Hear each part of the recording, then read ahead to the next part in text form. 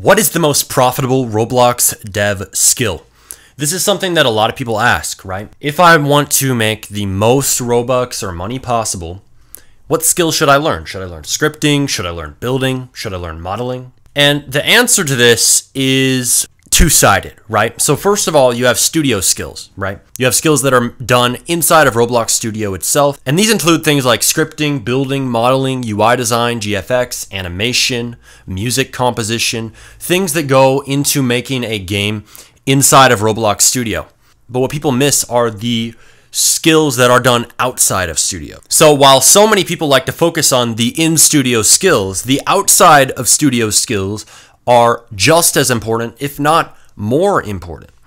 And these skills are higher leverage. These skills are all about leading a team. They're all about guiding all the other people who are working inside of Studio directly on the project, telling them what to do, leading the game to completion. That's what project management is all about. Game design is all about coming up with what a game will be. Coming up with a game idea, coming up with how the game is played, coming up with the core loop, the concept, etc. Now there's also marketing. That's an entire skill in and of itself. Promoting the game on TikTok, on YouTube, figuring out the best icons and thumbnails to use to get the highest click-through rate so that people want to click on your game and play it when they see it on Roblox. Figuring out how to leverage the Roblox algorithm to your advantage and get into it and get it to boost your game up.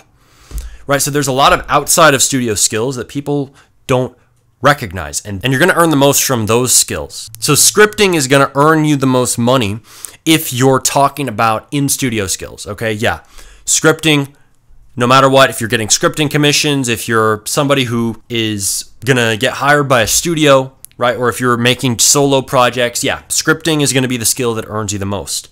But that's just in Studio, right? People like to ignore the other skills. Project management and game design will earn you more because these skills don't involve your time and effort as directly. Once I draft out a design for a game, hand it off to somebody to manage it, now I don't have to do anything else, right? As a game designer, you just come up with the idea of the game. You just come up with what the game will be. And if you can get yourself in a position where all you're doing is figuring out game ideas, and then you have funds, right, Robux, like we talk about all the time, that you use to pay other devs to do all the other work for you, the scripting, the building, the modeling, the UI, etc. Right, if you can get yourself in that position, you're going to earn the most because you're able to work on projects without working on them directly in Studio. So I do this a lot, right? I fund all kinds of projects, and I do this with my dev partner, Myro, and he's like my project manager. I'm the game designer, right?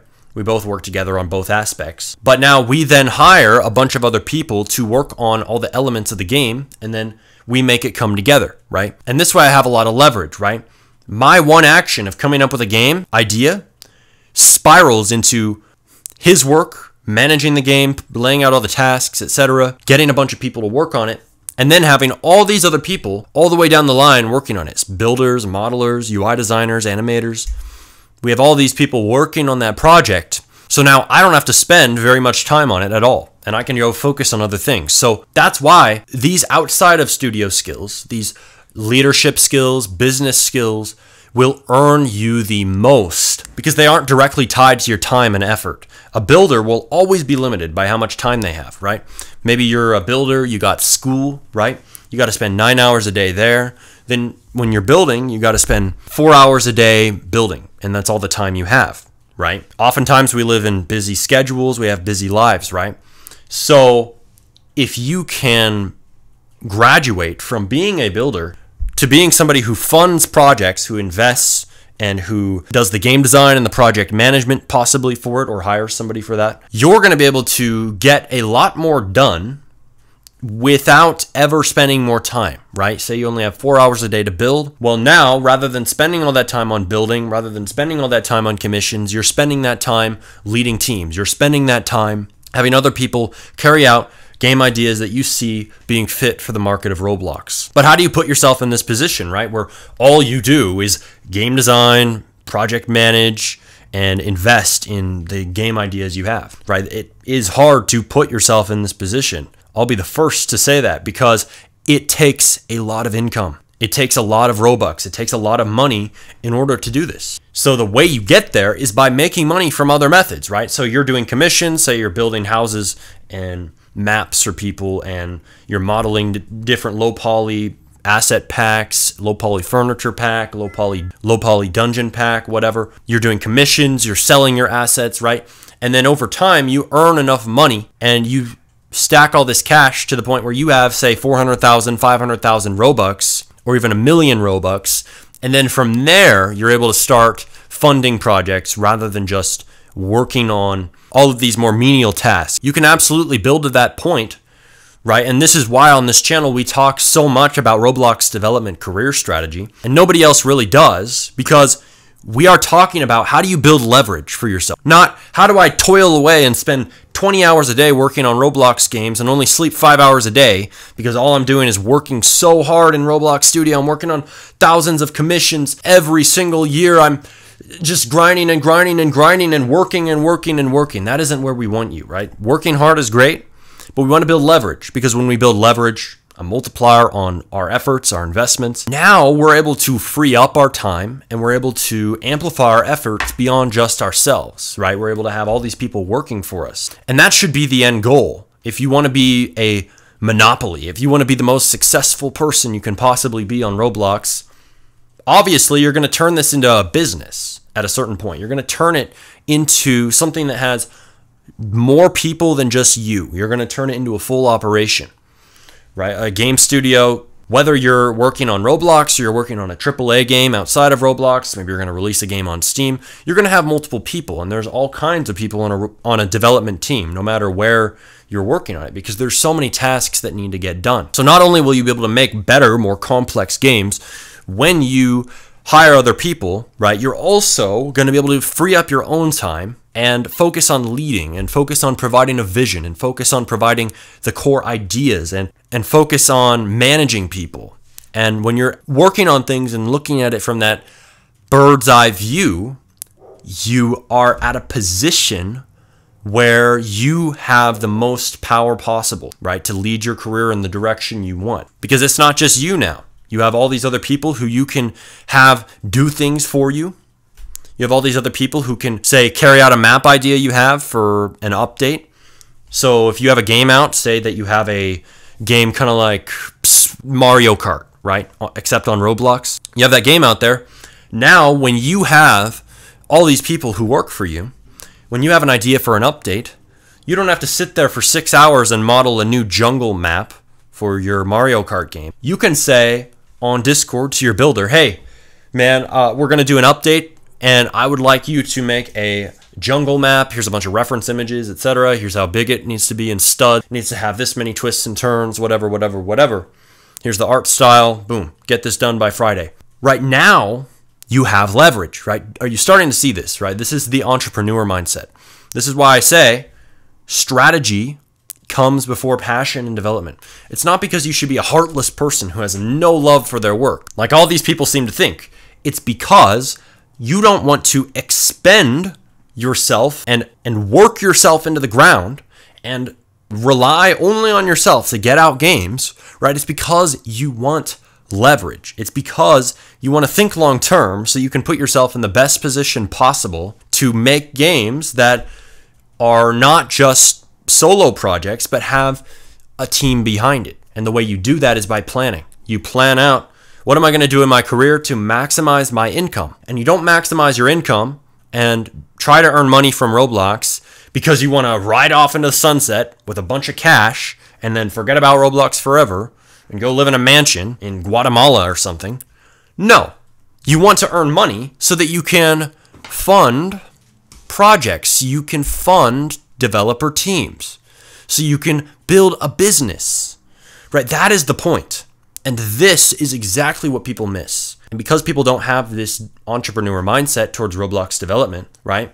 They limit themselves severely. Even successful devs, right? They will box themselves in. They put themselves into their own prison cell of potential, right? But the second you break out of that default prison where you're just, oh, I'm just focused on passion. I'm just focused on making the games that I love. I'm just focused on only working on things by myself. The second you break out of that, you start thinking more like an entrepreneur, You can keep that artist side of you as well. That's the second that your potential expands, because now you aren't limited by just yourself. You're able to be the project manager. You're able to be the person in charge. You're able to be the leader. And now you can hire people who do everything else for you. You can hire builders, hire scripters, hire modelers, hire UI designers, hire animators, hire people who do the music, hire people who will make the GFX for you, hire, and hire. And when you're able to do that, it allows you to free your time and your energy. And who doesn't want to do that? Because the most valuable thing that we have is time. You're going to die one day. So why would I spend all my time working on studio tasks that I don't like, right? Me personally, I prefer scripting over animation. So why wouldn't I hire people to do the animation, and then I can decide, hey, okay, I want to do the scripting on this project. I can step up and do that because that's what I enjoy. So that's also part of this, is you're able to spend the time that you have doing what you love and have other people spend time on doing the things you don't like so much. That is a huge reason to hire people. I'm able to focus on the tasks that I like doing more. So in the long run, if you think like a serious developer who wants to earn money, you're going to put yourself in a much better position to be successful, to be somebody who actually owns their time, to be somebody who turns Roblox into a business. The reason I say that the intention to make money is what defines a serious dev. It's not because, oh, I think everybody should just make slop cash grab games, like everybody seems to like to say on X. Oh, you just want people to make slop. No, it's not because of that. It's because I want people leading long-term careers. It's because I want people to build businesses on this platform. It's because I want my audience to not just stay stuck on the projects they're making now. I want them to be able to make games that allow them to thrive as they go on into the future, that allow them to do more, right? I want what you're working on right now. I want your obby, I want your simulator, I want your game of hot potato to fund your game that you're going to make in 6 months. And I want it to fund all those developers you want to hire. I want it to make it so that now you can spend all your time on scripting because you're good at that. That is what you have a strong suit in. Great. Then hire out the builders because you don't like building. Okay, cool. Hire a builder. Hire somebody who's really good at making those low poly maps you want for your obby or for your hot potato game, right? Or for freeze tag or whatever game you're making, right? Making the new Doomspire brick battle, except in modern Roblox. Hire that stud map designer or hire the UI designers, hire the animators. If you hate animating, like I'm not the biggest fan of animating, you can hire away for that. Now your time and effort is spent on what you enjoy and what you are best at, and you have set yourself up and put yourself in that position because you thought ahead, right? You prepared for it.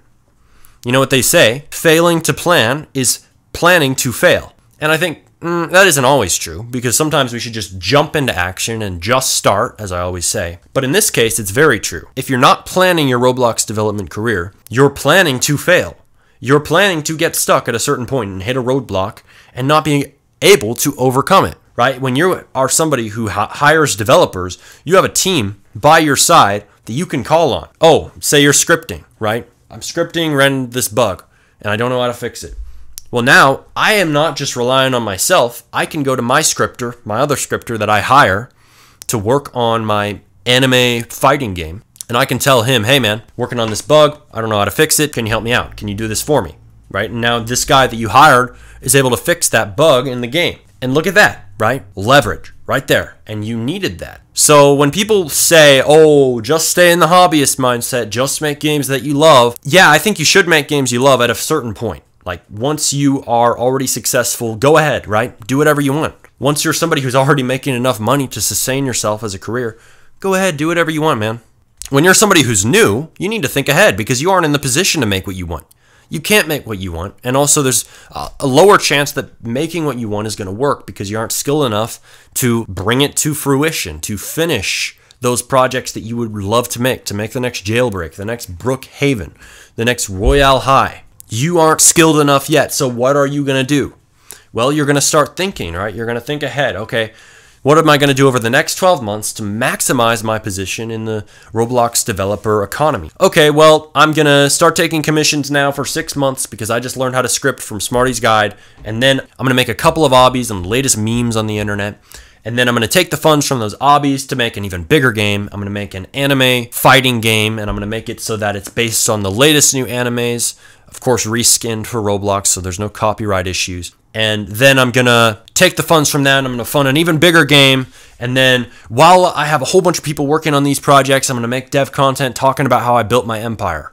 Right? I'm going to make videos on YouTube talking about what I'm doing, talk about my successes, talk about how I got this many CCU.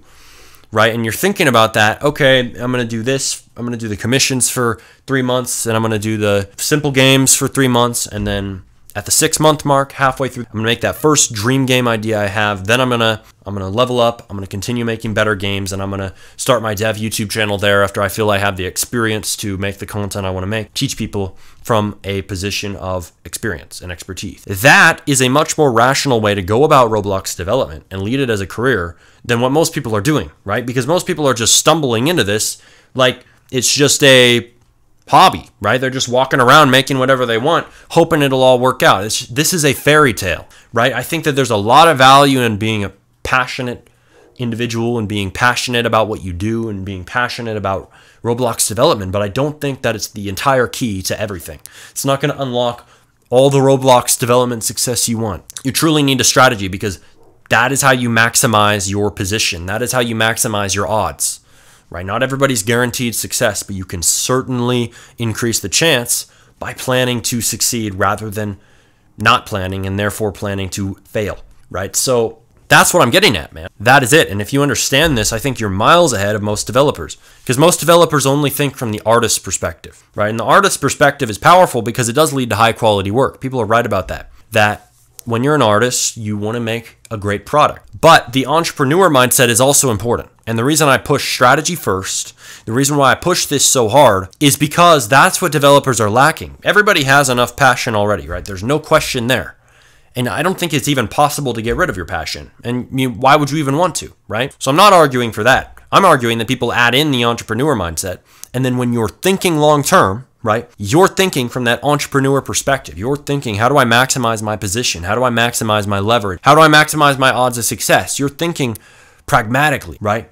But that doesn't mean that when I go into studio and I actually make those simple games that I want to make, when I make Hot Potato, when I make Freeze Tag, that doesn't mean that I'm sitting down and I'm just turning my heart off, turning my soul off and not making something I love, right? Both can exist. But the reason why you put strategy first is because when we're in that frame of thinking, okay, let's think long term, you need to be able to plan ahead and make sure your moves that you're plotting on the chessboard are actually getting you into the position to win, right? Most people are just going on the board and placing pieces around randomly, not knowing what they're doing, being blindfolded to the whole game. I don't want people doing that. I don't want people making mistakes like that. I don't want them to think that just following their heart, just following their passion will automatically mean success. Because for most devs, it will not. So I say, hey, yeah, put strategy first. But also, here's the thing.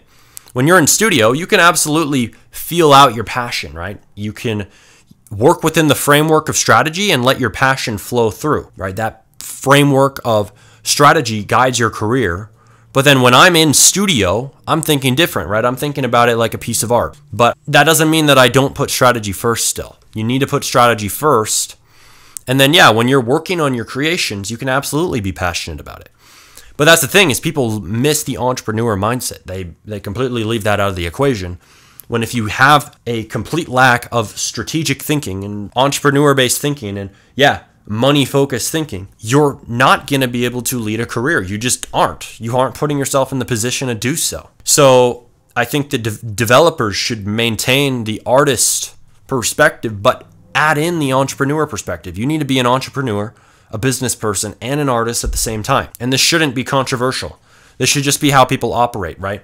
Maybe in 2012, we could have just followed our passion and followed our heart and everything would have worked. But this isn't 2012, man. We're living in 2025 where Roblox games are bigger than ever, where Grow a Garden just hit 16 million players online and is probably going to hit another record before this video even comes out or right afterward. Right? This is an insane time we're living in. We aren't living in a time where you can just sit around and hope that things work out. We're living in a time where you have to strategize. We're living in a time where the marketplace is more competitive than ever. That means that we have to make a strategy for success. I mean, when you're going to war, right, countries have to plan out a strategy to win that war, right? These two countries are fighting, right, throughout history. We've seen this. And the person who had the better war strategy won. I'm not saying Roblox development is all war, but in one light, it absolutely is war, because you are going up against all these other developers who also want to win, who also want to get all the players you want. It is a war against them. You're fighting them for those players. You're fighting them for the attention, for the playtime, for the ROBUX, right? So you have to be able to put in place a strategy that allows you to outcompete all the other developers out there, all the other game studios out there. Yeah, you're competing against people like Do Big. You're competing against Game Fam. You're competing against studios who have infinitely more resources than you, who can hire anyone they want, who can hire the best developers on the planet. How are you going to compete, right? You need a strategy. It's that simple. So this shouldn't be controversial. If you want to win, if you want your passion to thrive, you got to be even more on board with strategy than all these other people. Right? There isn't really anybody in this community who completely lacks passion. There's only really people who lack strategy. And that's the point I'm getting at. So a lot of people think, oh, you're overemphasizing this. No, I'm not. It's just that you are underemphasizing strategy. So I have to put it in your face blatantly until you get it. Because otherwise, you're going to continue making the same mistake. You're going to continue to stay stuck. You're going to continue following your passion, hoping it'll all magically work out in this magical thinking mindset, rather than sitting down, looking at things from a nuts and bolts perspective, like, okay, this is how the machine of Roblox works. How can I best leverage my understanding of it to my advantage to win, right? To make a successful game and to make an actual career, rather than just leaving this as a hobby. That's the point. So take from this what you will, apply it, and let me know how that goes for you. Let me know how this helps you. Click here to learn more about what I'm discussing. See you next video.